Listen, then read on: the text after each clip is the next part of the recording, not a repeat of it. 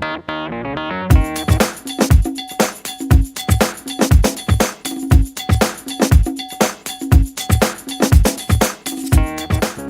everyone, it's Wade Webb from Royal LePage Kelowna. I'm joined here today with Daryl French from LendingMax. Thanks Daryl for coming.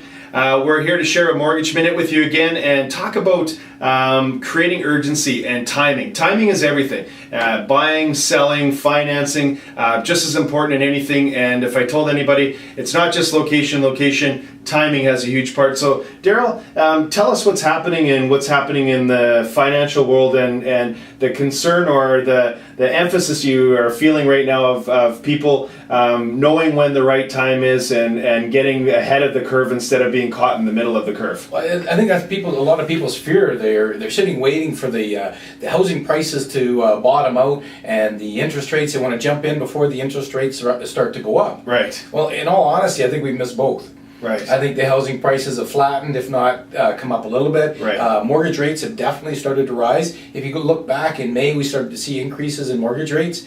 Since then, depending on the term, we've gone up about 60 to 80 basis points.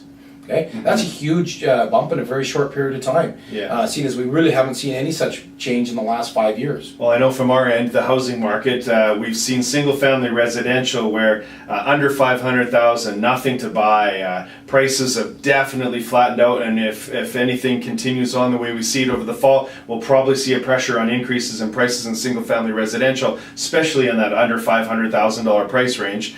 So, yeah, you're right. Timing is very, very difficult to time everything. You can't time the market. You can't. But the signs are there that we've definitely bottomed, and if you're waiting for the interest rates to go up, it's too late. They've gone up. But the example I use though is you look back to the realtors back in, mortgage brokers and realtors back in May who Yes. were working with their clients and getting their clients pre-approved, getting their interest rates locked in for 90, 120 days. Right. Okay. So tell us more about the pre-approval process and why it's important. It's so important because the important part is you qualify the clients, and there's a big difference between a pre-approval and a rate lock. Okay, a pre-approval we actually go through. We get the job letters, we get confirmation of the down payment, we get their tax returns, all those kinds of things. You know, we've joked about it many times in the past. You know, people say, "Well, I earn $45,000 a year, ish."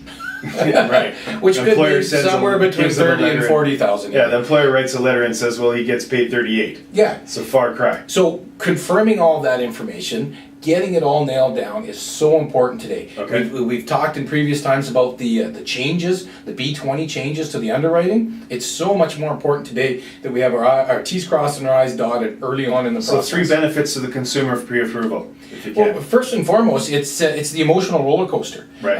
Buying and selling a house, we're involved in it every day, so we become a little used to it. Yeah. Where the average consumer, it's their biggest purchase they make in their life. Right. And if we can get rid of some of that stress and put them at ease and comfort, knowing that their credit checks are done, all their income stuff is done, Right. it just makes the process that much more fun. Yeah. I think the other big thing is, and this is for realtors out there, if you're showing a house that's worth $600,000 and clients write an offer on it and they find out they only qualify for $400,000 house, they're embarrassed. Right. And the chance of them coming back to deal with you as a realtor Right. on a $400,000 house is pretty slim. Well, our old rule of thumb is if somebody sees something they can't have now, then they're not going to do anything because they want that $600,000 house and they can't have it, so they'll just do nothing. Exactly. You burned a buyer. You burned a buyer, Right. So, and it's so avoidable. Right. Right, so it's so avoidable, and I think the last thing is we're in a flexible market where rates are going up and down right now, and if we get the interest rate locked, then you know exactly what your buying power is, and you can buy in comfort knowing that, you know, I'm not under the gun here today. I know what I can qualify for. I know if I buy that house, my monthly payment's going to be X. Right. So it really gives them that confidence. Okay. So I think those are probably the 3 most important things with that aspect of it.